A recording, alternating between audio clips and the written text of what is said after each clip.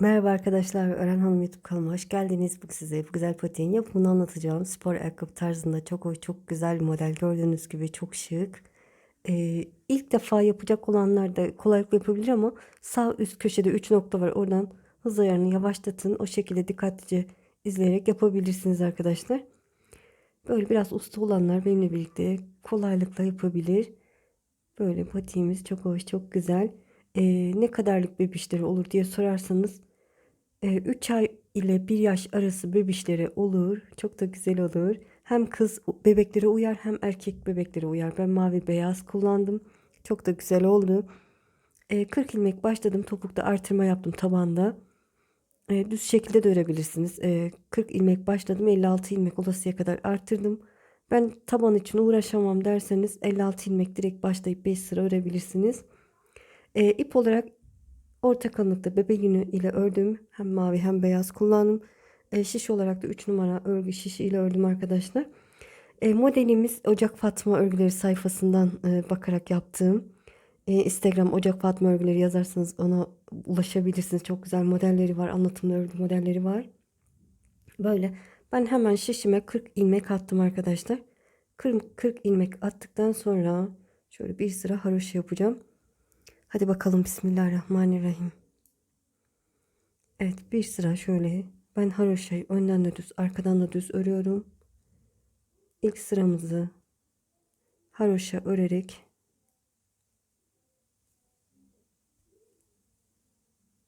tamamlayalım. Evet, biz bir sıra tamamladım. Şöyle ön yüzdeyiz. İpimiz bu taraftaysa ön yüzdeyiz. Şimdi taban artırmasına başlayacağım. 2 ilmek örüyorum. 2 ilmek ördükten sonra bir tane artırma yapıyorum. Bu şekilde çapraz şekilde artırıyorum ki delik oluşmasın. Ben siz daha iyi anlayın diye işaret koyacağım. Bakın. 2 ilmek ördük. Bir tane artırma yaptım. İşaretimi koydum.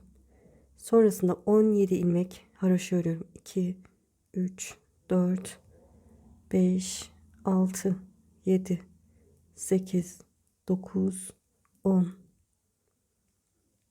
11, 12, 13, 14, 15, 16, 17. Şöyle işaretimi alacağım ama evet, işaretimi koyayım. Ondan sonra artırmamı yapayım. Artırmamı yaptım. 2 ilmek örüyorum. Bir tane daha artırma yapıyorum bu şekilde.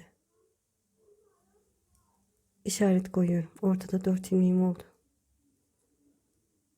17 ilmek düz devam ediyoruz haroşa. Son 2 ilmek kalasıya kadar.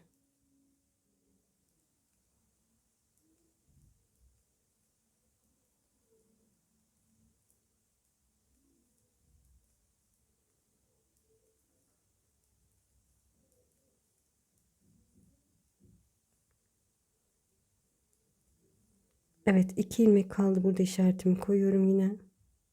Bir tane artırma yapıyorum.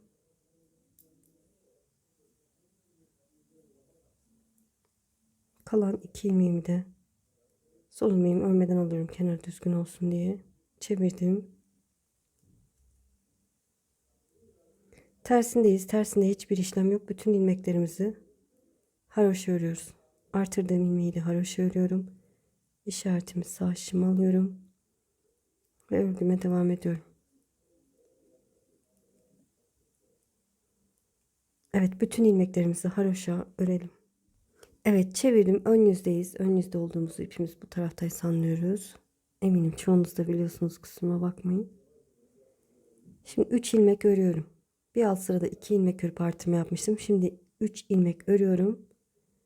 Artırma yapıyorum. İşaretimi sağ şişime alıyorum. Haroşa örerek devam ediyorum. 17 ilmek haroşa örüyoruz. Bu ortadaki 17 ilmeğimiz sabit.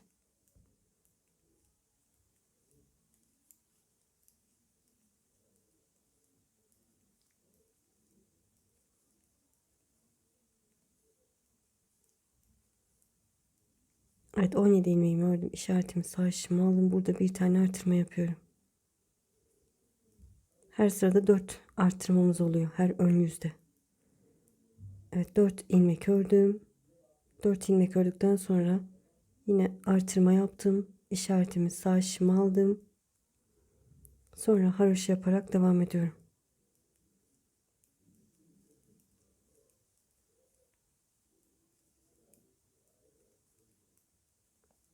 3 ilmek kalasıya kadar.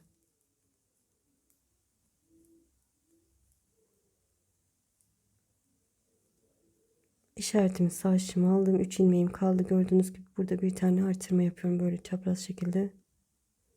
Dördüncü artırmamı da yapmış oldum.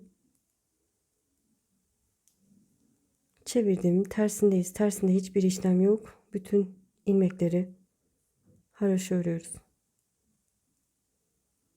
Artırdığım ilmeği de işaretimi sağ şişime alıyorum. Evet, sıramızı tamamlayalım. Evet, ön yüze geçtim. Yine artırma yapacağız. Üçüncü artırma sırasındayız.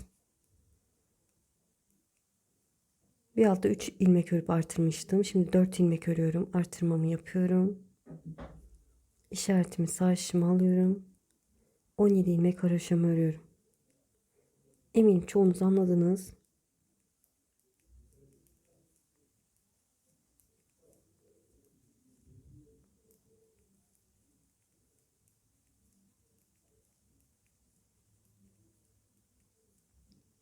Evet, 17 ilmek ördüm. İşaretimi sağ şişime aldım. Bir tane artırma yapıyorum. 6 ilmek örüyorum. 1, 2, 3, 4, 5, 6. Artırmamı yapıyorum. İşaretimi sağ şişime aldım. 17 ilmek örüyorum.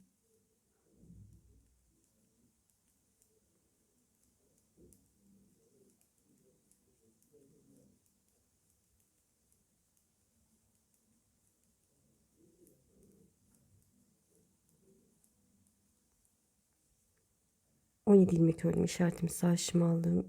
Bir tane artırdım. Kalan 4 ilmeğimi örüyorum. Son ilmeğimi örmeden aldım. Çevirdim. Tersindeyiz. Hiçbir işlem yok. Bütün ilmekleri haroşa örelim. Evet, 52 ilmeğim oldu. Şimdi son artırma sıramdayım. Yani ön yüzdeyim. 1, 2, 3, 4, 5 ilmek ördüm. Bir tane artırma yapıyorum. İşaretimi sağ şişime aldım. Hatta işaretimi bırakıyorum. 17 ilmeğimi örüyorum. Çünkü son artırmamız, o yüzden işaretimi bıraktım. Hızlıca örüyorum.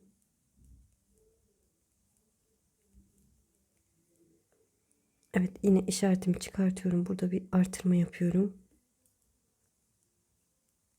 1, 2, 3, 4, 5, 6, 7, 8 ilmek ördük. Artırmamızı yaptık. İşaretimi çıkartıyorum. 17 ilmek örüyorum.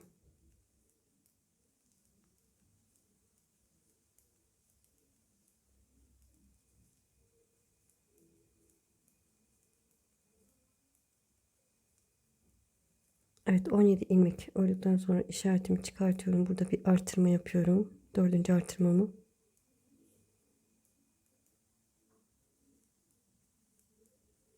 Sıramı tamamladım. Evet, çevirdim. Tersindeyiz. Tersinde haroşamızı örelim. Bütün ilmekleri haroşa örelim. Sonrasını göstereceğim. Evet, sıramı tamamladım. 5 sıra. Gördüğünüz gibi 1, 2, 3, 4, 5 sıra haroşamız oldu. Tabanı oluşturduk. Daha büyük yapanlar bir sıra fazla örebilir. Şimdi bu yan patı yapacağız arkadaşlar. Pat için diğer rengimizi alıyoruz. Şöyle. Ben hemen direkt örerek yapıyorum. Sonra bu iki ipi birbirine bağlıyorum. Şöyle. Bir üst sırada bağlayacağım. Düz örüyoruz. Önden düz, arkadan ters öreceğiz. Böyle düz örerek sıramızı tamamlayalım. Evet, sıramı tamamladım. Çeviriyorum. Tersindeyim. İkinci sıramızdayız. Tersinde bütün ilmekleri ters örüyoruz.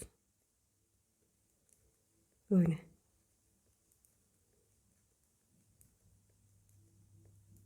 Sıramızı tamamlayalım. Evet, bu iki ipi birbirine bağladım. Ön yüze geçtim. Yine önden düz arkadan ters öreceğiz. Tam bunu televizyon izlerken yaptım.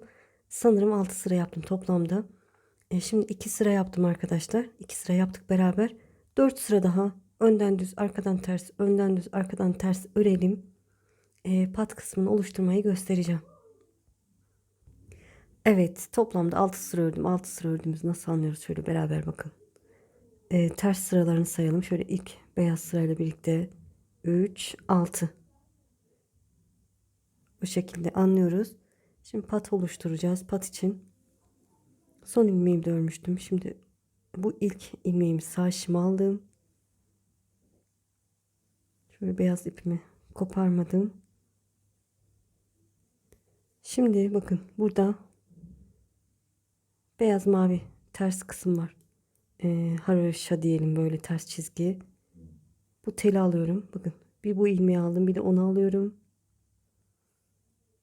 Şöyle bunu sol şişime aktarıp ikisini bir düz örüyorum. Şimdi bunu aldım, bakın sıradaki ilmeği aldım ve alttan bu mavi çizgileri alıyorum ve ikisini bir sol şişime geçirip düz olarak örüyorum. Sıradaki ilmeği aldım, tersinden o mavi çizgiyi alıyorum, sol şişime şöyle geçirip ikisini bir düz örüyorum. İlmeği aldım, tersinden o çizgiyi alıyorum, sol şişime şöyle geçirip ikisini bir düz örüyorum. Böyle ilmeğimi aldım, oradaki çizgiyi alıyorum, sol şişime geçirip ikisini bir düz örüyorum. Böyle bütün ilmekleri bu şekilde öreceğiz. Evet, bütün ilmeklerimizi örelim, eminim anladınız. Evet, gördüğünüz gibi tamamladım. Şöyle göstereyim. En son beyazdan aldım çünkü bir tane eksik kalıyor. Siz de o şekilde yapabilirsiniz. Şöyle çevirdim, tersindeyiz. Tersinde şunu ördüğüm için şimdi örmüyorum. Örmeden aldım. Bütün ilmekleri haroşa örüyorum. Yani düz örüyorum. Böyle. Haroşa örerek sıramızı tamamlayalım. Evet, sıramı tamamladım. Burada mavi rengimi kesiyorum. Beyaza geçeceğim. Şöyle.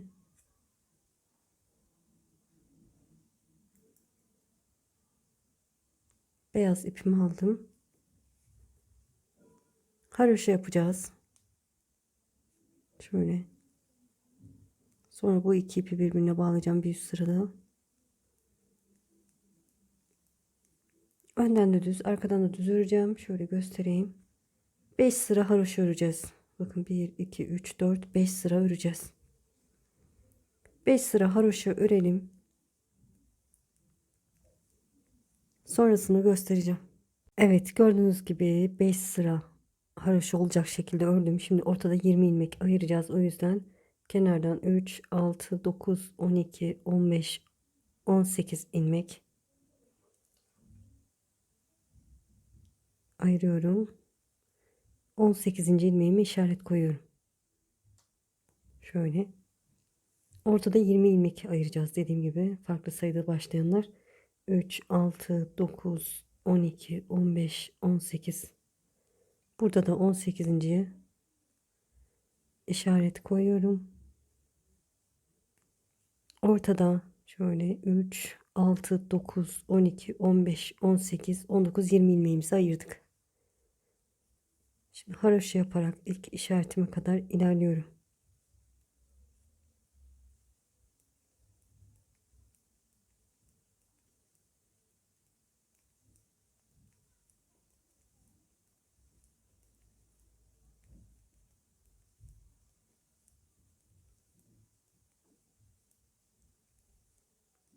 Evet, bu 18. ilmeğim, onu ördüm. Ortada 20 ilmeğim var. Bu 20 ilmeği 10 ilmeğe düşürmem lazım. O yüzden 2 ilmeğin ikisini bir örüyorum. Haroşa örüyorum.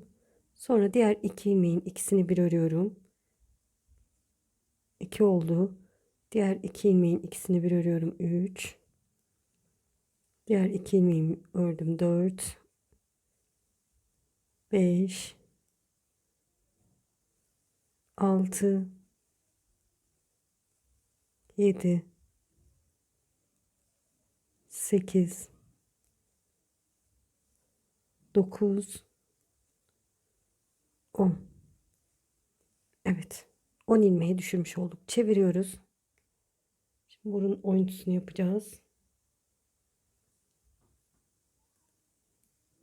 Şöyle işaretimi çıkartacağım. Çevirmeden önce işaretleyeyim. 4 ilmek geriye. 4. ilmeği işaret koyuyorum. Şöyle şuradan da ortada beraber sayalım. 3, 6, 9, 10 ilmeğim var. Geriye doğru 10 ilmekten sonra 1, 2, 3, dördüncüye işaret koyuyorum. Şöyle tutamadım. Evet, 4. ilmeğime kadar devam edeceğim. Bunu da eksiltme yaptığım için şimdi ilk ilmeğimi, yani çirkin görüntü olur diye örmeden alıyorum. Haroşa yaparak devam ediyorum. 3, 4,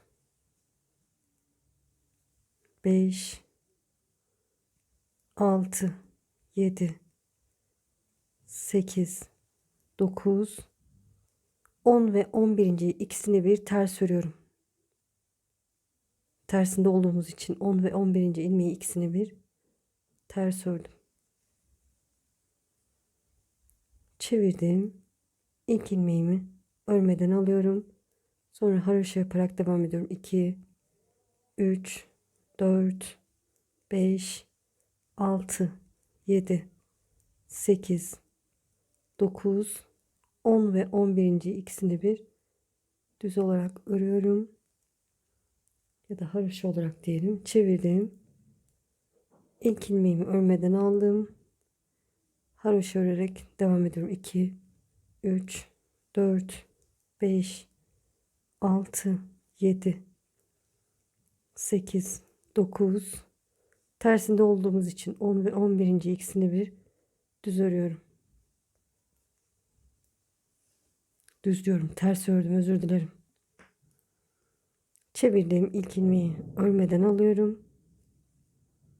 Yine haroşa yaparak devam ediyorum. 2, 3, 4, 5, 6, 7, 8, 9, 10 ve 11.yi ön yüzde düz örüyoruz.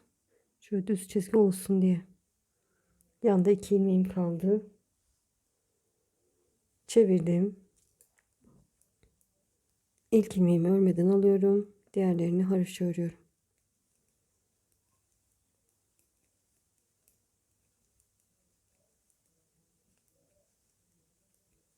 Evet, 10. ilmeğime geldim. 10 ve 11. ikisini bir tersten ters olarak örüyorum. Çevirdim. İlk ilmeğimi örmeden alıyorum. Haroşa yaparak devam ediyorum. Evet, bakın burada işaretlediğim ilmeğe kadar gelmişim. Kenarda 3, 6, 9, 12, 15 ilmeğim var.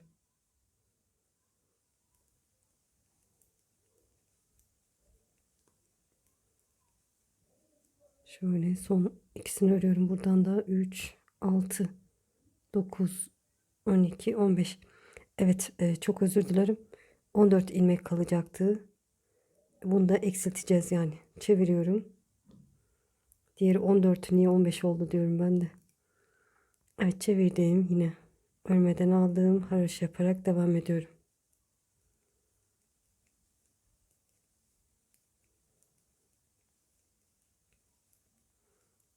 Evet, böyle 10 ve 11. ilmeği ikisini bir ördüm. İşaretlediğim ilmeği de örmüş oldum.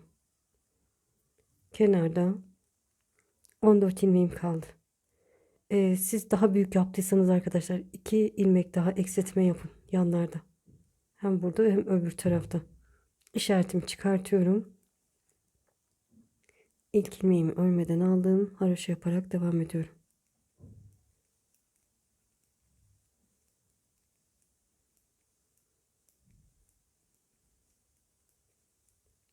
Evet, bu ikisini de örersem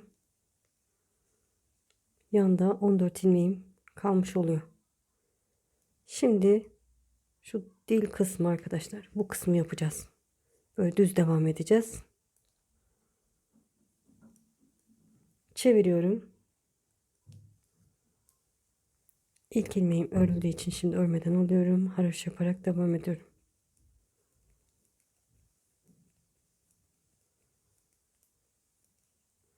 Böyle son ilmeği ördüysek arkadaşlar öbür taraftan örmüyoruz. Örmediysek örüyoruz. O şekilde kenarı düzgün oluyor. Biliyorsunuzdur eminim çoğunuz.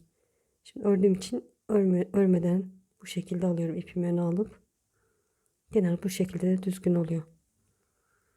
Bu 10 ilmeği git gel yapıyoruz. Haroşa.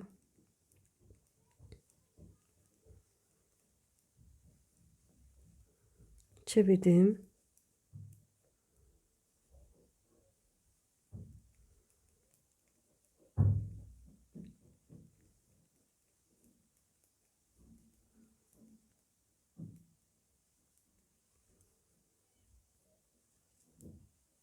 Bakın çıkışta ördüğüm için şimdi ipimi öne alıp bu şekilde örmeden sağ şişimi alıyorum. Yine kenar düzgün oluyor.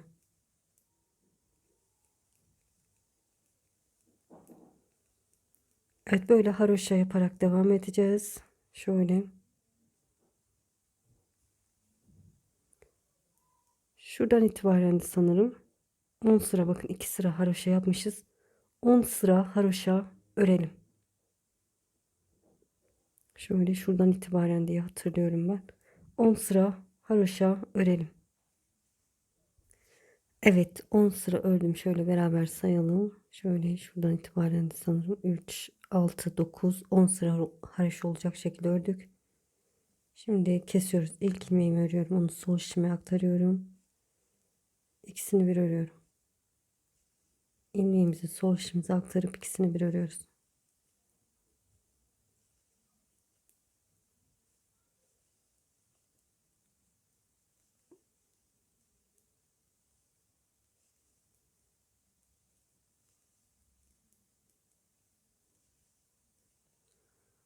Evet, ipimi kesiyorum. Şöyle son ilmeğin içinden de ipimi geçirdim. Evet, şimdi şöyle ben arkayı birleştirdim arkadaşlar. Şöyle birleştirdim. Birleştirip öreceğiz bu iki şişi. Şöyle nasıl yapacağım önce bir bakıyorum. Evet, farklı bir şiş alacağım arkadaşlar. Şöyle farklı bir şiş alalım arkadaşlar. Bu şekilde ilmeklerimizi bu şişime aktarıyorum. Böyle yapalım. Sağ ayakta, sol ayakta aynı şekilde örülüyor. Benimle aynı şekilde yaparsınız. Evet, ilmeklerimi aktardım. Sonra diğer ilmeklerimi de şöyle aktarmam için bu şişi çıkarmam lazım. Şöyle. Bu şekilde.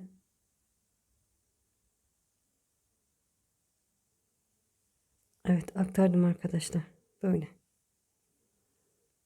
28 tane ilmeğim var. Şimdi ipimi alıyorum. Buradan başlıyorum. Git gel yapacağım. Hatta şuradan başlayalım. Şöyle. Şurada boşluk oluşmasın arkadaşlar. Tersten başlayalım. Diğerine dikkat etmiştim. Şimdi yine aklıma geldi. Evet, tersinden başlayalım. Şöyle.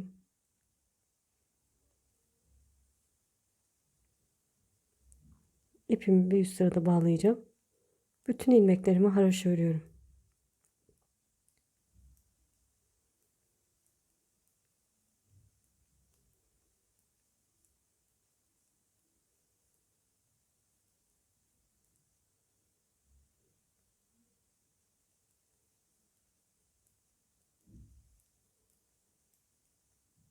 Evet, gördüğünüz gibi boşluk oluşmadı.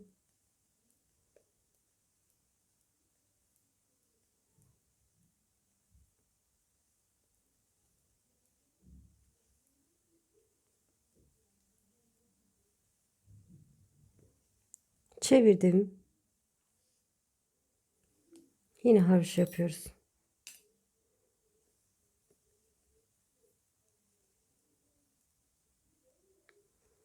Evet, 6 sıra haroşa olacak şekilde örelim arkadaşlar. 6 sıra örelim. Sonrasını göstereceğim. Böyle bütün ilmeklerimizi 6 sıra git gel yapalım. Evet, 6 sıra haroşa ördüm. Beraber sayalım. 3, 6. Şimdi kesiyoruz. İlk ilmeğimi örüyorum. Sonra onu sol şişime aktarıp ikisini bir örüyorum. İlmeğimizi sol şişimize aktarıp ikisini bir örüyoruz. Bu şekilde tamamen keselim. Evet, bütün ilmeklerimi kestim. Şimdi ipimi kesiyorum. Son ilmeği içinden geçirdim. Şimdi tığımızı alıyoruz. Videonun başında söylemeyi unuttum ama kusuruma bakmayın. Şöyle elime 6 numara tığ aldım. Elinize yatkın herhangi bir tığ da olabilir. Şimdi süslemesine geçiyoruz. Mavi ipimi aldım. Şöyle bir zincir çekiyorum. Şöyle şu şekilde tutuyorum. Şuradan başlayacağım. Bakın. Şuradan 1, 2. Evet, şöyle tekrar gösteriyorum.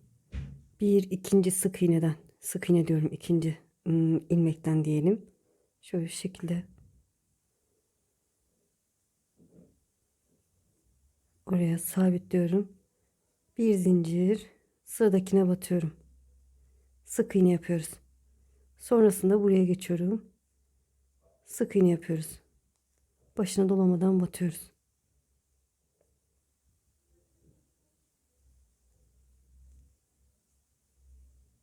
Böyle her sıraya bir tane sık iğne yapıyorum. Yukarıya doğru çıkıyorum.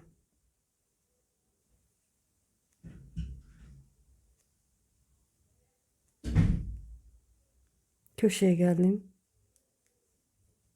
Dilerseniz köşeye 2 tane batalım. Şöyle. Sonrasında bakın belli oluyor zaten. Her sıraya bir tane batıyoruz. Bu şekilde. Evet, böyle her birine bir sık iğne yaparak buraya kadar geleceğiz. Köşede bu ipimizi saklayacağım ben şöyle sık iğnenin içine. Yine her birine bir batarak ilk başladığımız yerin karşısına. Buraya kadar gelelim. Evet, diğer tarafta başladığım yere kadar geldim. Şöyle 2 sık iğne yaptım. Şöyle denk gelecek şekilde arkadaşlar. Şöyle bir zincir çekiyorum, ipimi kesiyorum.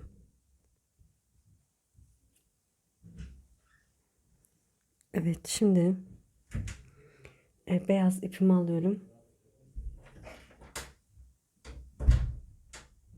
Bir zincir çektim. Şöyle şuraya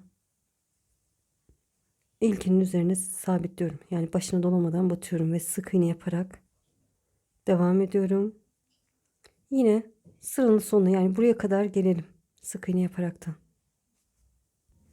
Evet, gördüğünüz gibi şöyle mavinin üzerinden gittim. Şimdi ters sık iğne yapacağız arkadaşlar. Şekli bu. Ama zor gelirse yapmayabilirsiniz. Size kalmış. Nasıl yapacağız? Geriye doğru gideceğiz. Şöyle burada bir zincir çekiyorum daha rahat yapayım diye. Şöyle arkaya doğru batıyorum. İlmeği alıyorum, yine sık iğne tekniği. Geriye doğru batıyoruz sadece. Sıradakine batıyorum. Böyle. Batıyorum. İlmeği alıyorum. Dolayıp çekiyorum. Böyle. Şöyle batıyoruz. İlmeği alıyoruz. Çekiyoruz. Güneş batarken böyle pek görüntü güzel olmuyor aslında. Evet, geriye doğru batıyorum. İlmeği alıp bu şekilde çekiyorum. Böyle. Bir sırada bu şekilde gidiyoruz.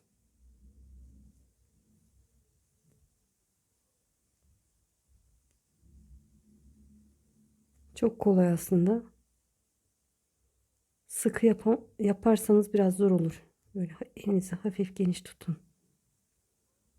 Böyle şekli de güzel oluyor.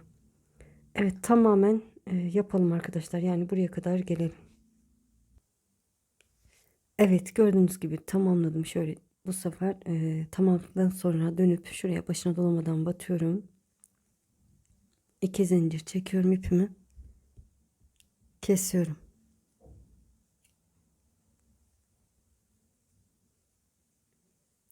Evet, ipimizi şöyle içe doğru saklayalım.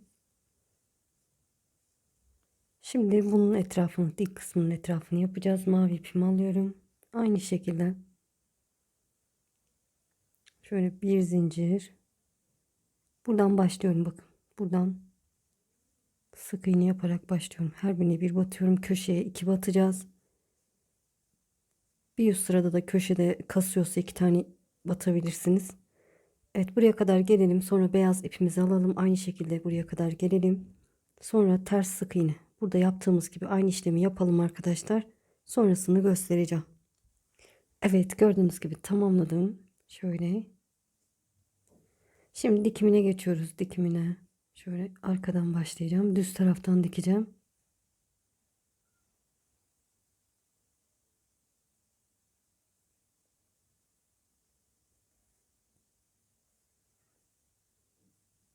Karşılıklı haroşa tellerini alarak dikeceğim arkadaşlar. Şöyle yanlış yerden girmiştim zaten.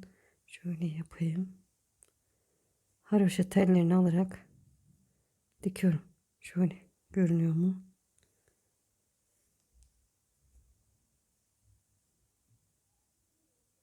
Böyle karşılıklı haroşa tellerine batarak dikiyorum. Düğümü içeride kalsın.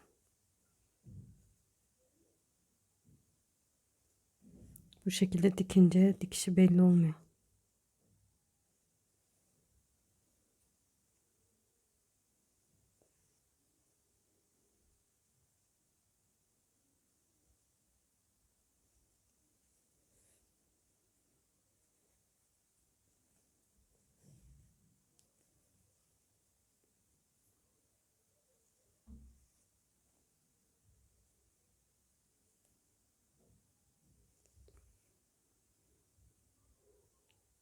Evet, burayı diktim. Şimdi mavi yere geçiyorum. Şöyle.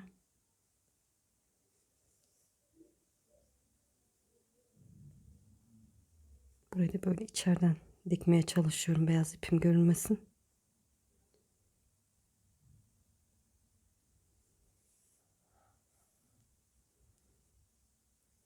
Şöyle. Burayı mavi iple birbirine de sabitleyebiliriz aslında. Tabii siz hangi renk yapıyorsanız yine haroşa tellerini batarak dikiyorum.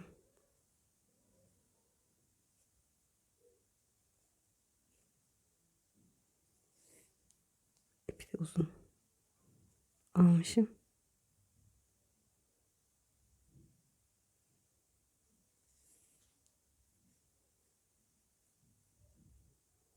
Son tele battıktan sonra karşılıklı. Evet, şöyle tabanına geçiyoruz. Tabanında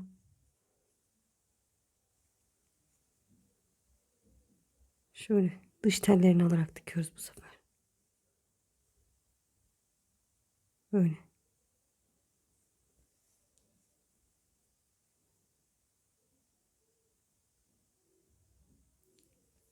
Karşılıklı dış tellerini alarak dikelim. Sonra ipimizi keselim arkadaşlar. Süslemesine devam edeceğiz. Evet, tabanda diktim gördüğünüz gibi. Şimdi bağcığına geçiyoruz. Bağcığı için mavi ipimi aldım. Ben onda 120 zincir çektim arkadaşlar. Birazcık sanki. Şöyle göstereyim. Hafiften kısa geldi. 10 zincir fazla çekelim. Yani 130 tane zincir çekelim. Böyle 130 zincir çekelim yeterli. Ya da 2 karış kadar. Evet, şimdi bağcığımızı nasıl yapacağız onu göstereceğim. Şöyle şuradan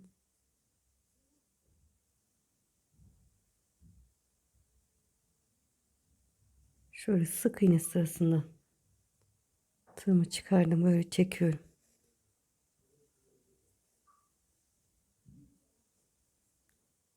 İki tane şey diyelim, hmm, ters sık iğne arasından çıkardım. İlk ikisini. Bunda da şuradan bakın giriyorum. Bunu alıp buradan girmiyorum, özür dilerim. Şöyle içeriden girip böyle bu şekilde çekiyorum.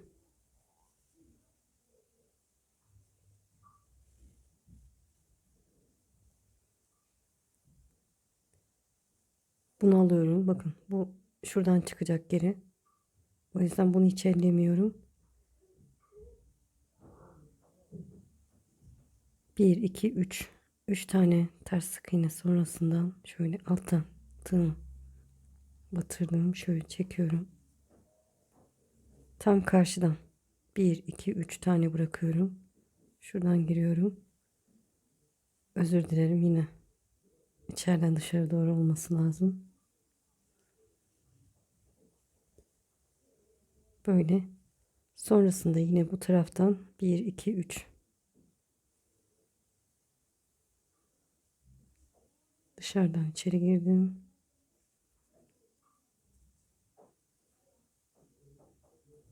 Buradan da içeriden dışarı. 1, 2, 3.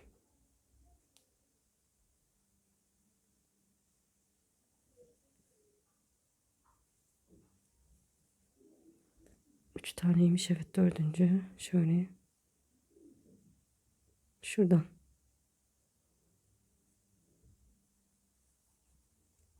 Çekiyorum.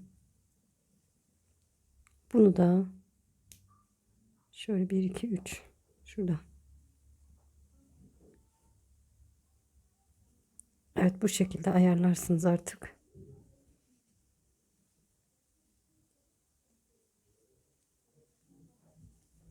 Şöyle mankenimin ayağına giydireceğim, manken bebeğimin.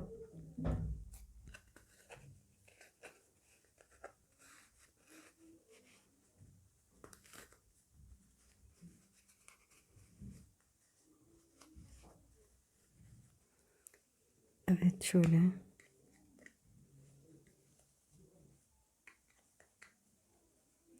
Bu şekilde bağlarsınız arkadaşlar. Daha tam da düzeltemedim. Şöyle ayarlarsınız genişliğini.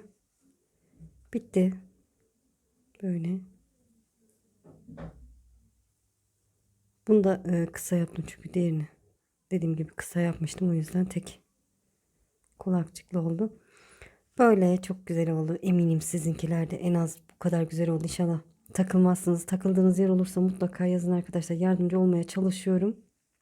Böyle bebişleriniz, sevdikleriniz güle güle kullansınlar sağlıcakla. İnşallah. Beni izleyerek yaptığınız için çok çok teşekkür ederim. Ne dediğimi unuttum. Biraz önce söyledim, hatırlayamadım ama. Kanalıma abone değilseniz arkadaşlar, abone olursanız sevinirim. Bana bir kalp bırakırsanız da sevinirim, böyle yorum kısmına beğendiğinize dair. Beğenip yorum yapıp paylaşmayı unutmayın. Abone değilseniz tabi, abone olursanız sevinirim arkadaşlar. Bana destek olmuş olursunuz. Instagram hesabım orenhanım_emin, oradan da takip edebilirsiniz. Web sayfam orenhanım.com, oradan da takip ederseniz sevinirim. Sizi çok seviyorum. Kendinize iyi bakın. Allah'a emanet olun. Hoşça kalın.